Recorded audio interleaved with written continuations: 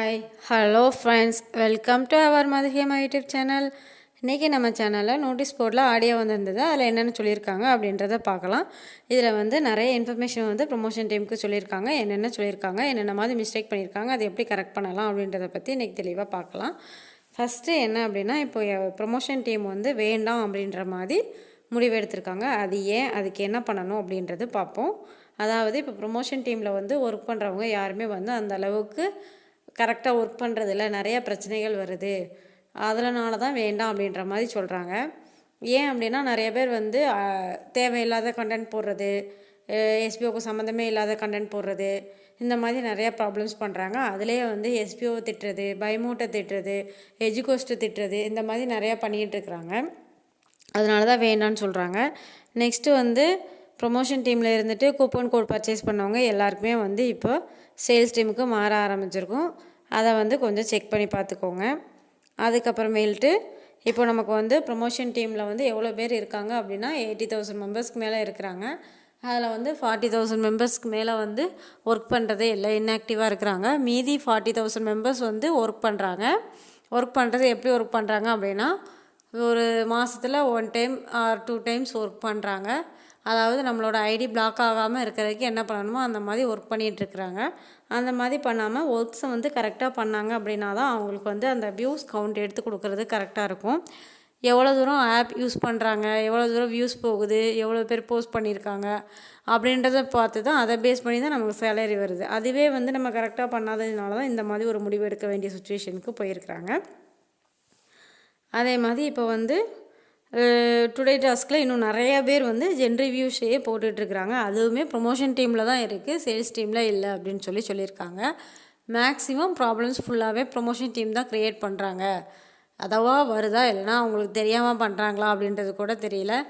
ஏன் அப்படின்னா, அவங்க தான் அந்த ஜென் ரிவ்யூஸ் கொடுக்குறது, அதே மாதிரி ஹேஷ்டேக்ஸ் சரியாக கொடுக்காமல் இருக்கிறது, அடல்ட் கண்டென்ட் போடுறது, அதுக்கப்புறம் எஸ்பிஓ திட்டி போடுறது, இந்த மாதிரி எல்லாமே பண்ணிகிட்ருக்காங்க. நம்ம வேறு கம்பெனிக்கு ஒர்க் பண்ணி கொடுக்குறோம், இவங்க அதுக்கு நமக்கு ஒரு வழித்தடமாக தான் இருக்கிறாங்க. நம்ம இந்த இடத்துல நம்ம இவங்கள குறை சொல்லும் போது அந்த கம்பெனியில் உள்ளவங்க எல்லாருமே என்ன இப்படி சொல்கிறாங்க அப்படின்ற மாதிரி அவங்க கொஞ்சம் டிசப்பாயிண்ட் ஆகுறாங்க. எப்படி அப்படின்னா, இப்போ நமக்கு பைமோட்டில் கூப்பன் கோட் பர்ச்சேஸ் பண்ணுற ஆப்ஷன் கொடுத்துருந்தாங்க. இப்போ பைமோட்லேயே ரொம்ப பயப்படுறாங்களே. ஏன்னா இப்போ நம்ம பைமோட்டில் ஏற்கனவே நம்ம சேல்ஸ் டீம் கொஞ்சம் மெம்பர்ஸ் கம்மி தான் இருந்தாலுமே அதில் 3,000 மெம்பர்ஸ் தான் பர்ச்சேஸ் பண்ணியிருக்காங்க. பர்ச்சேஸ் பண்ணதில் இப்போ 60 மெம்பர்ஸ்க்கு மேலே எங்களுக்கு அமௌண்ட்டை கொடுத்துருங்க, நாங்கள் தெரியாமல் பண்ணிட்டோம் அப்படின்ற மாதிரி அமௌண்ட்டை ரிட்டர்ன் கேட்குறாங்களாமா. இப்படியெல்லாம் கேட்கும்போது அவங்களோட நம்பிக்கை கொஞ்சம் கொஞ்சமாக குறைய ஆரம்பிக்குது. அதனால் இப்போ எஸ்பிஓ என்ன பண்ணுன்றது தெரியாமல் இருக்கிறாங்க.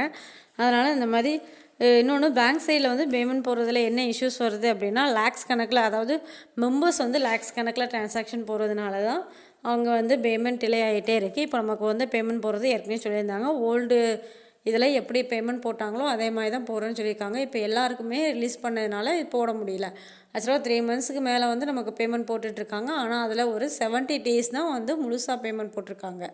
அந்த 70 டேஸில் அவங்க என்ன குறிப்பிட்ட லெவல் லிமிட் சொல்லியிருக்காங்களோ அந்த லிமிட்டில் தான் போட முடியும். அதுக்கப்புறமேல்ட்டு இப்போ ப்ரைவேட் கம்பெனி லிமிட்டுக்கு வர்றதுக்கப்புறம் தான் அவங்க வேறு ப்ரொசீஜர் மாற்றுவாங்க. இது இல்லாமல் நமக்கு பேமெண்ட் வரலன்றதுக்காக வேறு இடத்துல போய் திட்டி போடும்போது இந்த மாதிரி ப்ராப்ளம்ஸ் க்ரியேட் ஆகுது. அதே மாதிரி இப்போ நம்ம இன்ஃப்ளூயன்சர், கண்டென்ட் ரைட்டர்ஸ் எல்லாருமே இருக்கோம்ல. இன்ஃப்ளூயன்சராக இருந்தாலும் சரி, கண்டென்ட் ரைட்டராக இருந்தாலும் சரி, இந்த பாலிட்டிக்ஸ் பற்றி போடுறது, இந்த கம்பெனிக்கும் அந்த கம்பெனிக்கும் கம்பேர் பண்ணி போடுறது. ஃபார் எக்ஸாம்பிள் எஸ்பிஓ இந்த கம்பெனியோட மேலே இருக்குது அப்படின்னு சொல்லி அந்த கம்பெனி பேரை சொல்லி போடுறது. இந்த மாதிரி போடும்போது அந்த ப்ரொமோஷன்லாம் தப்பாக போயிடும். அந்த மாதிரி இது அவங்க அக்செப்ட் பண்ண மாட்டாங்க. இப்போ யார் யார் எப்படி ஒர்க் பண்ணுறாங்க அப்படின்றத இந்த 2 வீக்ஸ் மானிட்டர் பண்ண போகிறாங்க. சேல்ஸ் டீம் எப்படி ஒர்க் பண்ணுறாங்க, ப்ரொமோஷன் டீம் எப்படி ஒர்க் பண்ணுறாங்க, எல்லா மெம்பர்ஸும் எப்படி எப்படி ஒர்க் பண்ணுறாங்க அப்படின்றத இண்டிவிஜுவலாக செக் பண்ணி இதில் நிறைய மிஸ்டேக் எந்த இடத்துல வருதுன்னு கண்டுபிடிச்சி அதுக்கான ஆக்ஷன் எடுக்க போகிறாங்க. ப்ரொமோஷன் டீமில் இந்த மாதிரி ஒர்க் இருந்துச்சு அப்படின்னா, அந்த மாதிரி பிரச்சனை ஏதாவது இருந்துச்சு அப்படின்னா ப்ரொமோஷன் டீமை கண்டிப்பாக எடுத்துகிட்டு ஆஃப்டர் 3 மந்த்ஸ் கழித்து நம்ம ரெகுலர் ஒர்க் வர்றப்போ தான் கொண்டு வரதான் சொல்லியிருக்கிறாங்க. ஏன் அப்படின்னா, பேங்க் சைட்லேயுமே ஒரு 50,000 பேருக்கு நீங்கள் மந்த்லி சேலரி போடுறத ஃபிக்ஸட் பண்ணிக்கோங்க. மந்த்லி 50,000 மெம்பர்ஸ்க்கு நீங்கள் ரெகுலராக முதல்ல போட்டுக்கிட்டே இருங்க, அதுக்கப்புறமேல்ட்டு நம்ம இன்க்ரீஸ் பண்ணிக்கலாம் அப்படின்னு சொல்லியிருக்கிறாங்க. ஏன் அப்படின்னா ஃபஸ்ட் டைம் வந்து ஒரு பார்ட் டைம் ஜாப் கம்பெனி இருக்கிறாங்க, அவங்க வந்து இதெல்லாம் எடுத்து பண்ணும்போது அதுக்கு வந்து நிறைய தடைகள் வருது. நீங்கள் இருப்பீங்களா இருக்க மாட்டிங்களா அப்படின்றது தெரியாமல் இப்போ பயமோட்டுமே அதனால தான் பேக் வாங்குறதுக்கு ட்ரை பண்ணுறாங்க. அவங்க இருப்பாங்களா இருக்க மாட்டாங்களான்றது அவங்களுக்குமே ஒரு டவுட் வந்துடுச்சு. அதே மாதிரி பேங்க்காரங்களுமே இந்த மாதிரி உள்ள எல்லா கன்ஃபியூஷன்ஸுமே அவங்க கிளியர் பண்ணி ஓரளவுக்கு ரெக்கவர் பண்ணி வர்றதுக்கு நம்ம தான் எஸ்பிஓ மெம்பர்ஸ் தான் கொஞ்சம் சப்போர்ட் பண்ணி கொடுக்கணும். சப்போர்ட் பண்ணால் தான் அவங்களால கண்டிப்பாக வர முடியும். ஒரு ஸ்டார்ட் அப் கம்பெனிக்கு சப்போர்ட் கண்டிப்பாக தேவை. நம்ம அந்த கம்பெனியில் உள்ள ஒர்க்கர்ஸ் நம்ம அவங்ககிட்ட இருந்து சேலரி வாங்குகிறோம். அப்போ நம்மளோட சப்போர்ட் வந்து அவங்களுக்கு கண்டிப்பாக கொடுத்தா ஆகணும். நம்ம வந்து கொடுக்க மாட்டோம்னு சொல்லவே கூடாது. அவங்கள வந்து திட்டுறதோ எதுவும் செய்கிறதோ அந்த மாதிரி எதுவும் பண்ணக்கூடாது.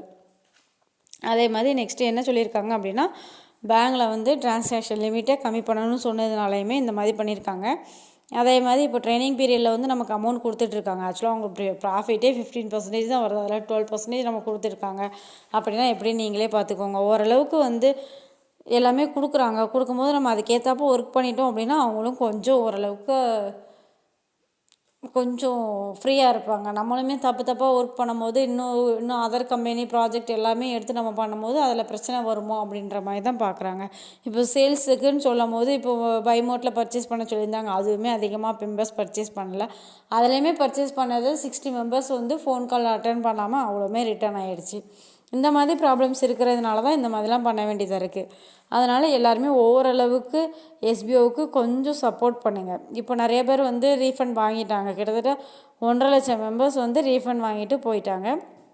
இப்போ ரீஃபண்ட் வாங்கினவங்க எல்லாருக்குமே வந்து பிப்ரவரி எண்டுக்குள்ளே பேமெண்ட் போயிடும். அதுக்கடுத்து பிளாக் டீம் எல்லாருக்குமே அமௌண்ட் அதுக்கடுத்து போய்கிட்டே தான் இருக்குது. இப்போ வரைக்கும் அமௌண்ட்டில் எந்த ஸ்டாப்புமே கிடையாது. நீங்கள் ப்ரூஃப் ஆஃப் எஸ்பிஓ செக் பண்ணி பார்த்தாலே தெரியும்.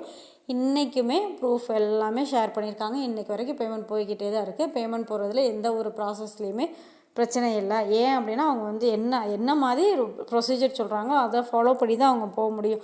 டக்குன்னு போட்டுட்டு போயிட்டாங்க அப்படின்னா நெக்ஸ்ட்டு அவங்க வந்து மூவ் ஆகி வர்றதுக்கு ரொம்ப சங்கடப்படுவாங்க. அதனால தான் இந்த மாதிரி பிரச்சனைகள்லாம் வருது. அதனால் நம்ம கொஞ்சம் ஓரளவுக்கு சப்போர்ட் பண்ணுவோம், ஒர்க்கெல்லாம் கரெக்டாக பண்ணுவோம். நம்மளோட டேட் வந்து ஒரு 7 நாள் கழித்து பண்ணணுமா, நம்ம அதை கரெக்டாக ஒரு ரிமைண்டர் செட் பண்ணி வச்சு அந்த 7 days ஒன்ஸ் நம்ம கரெக்டாக பண்ணிக்கிட்டே இருந்தோம்னா இந்த மாதிரி பிரச்சனை இல்லை. நம்ம ஒர்க் பண்ணுறதுக்கு நமக்கு அமௌண்ட் வரப்போது நம்ம அதை விட்ராவல் பண்ணி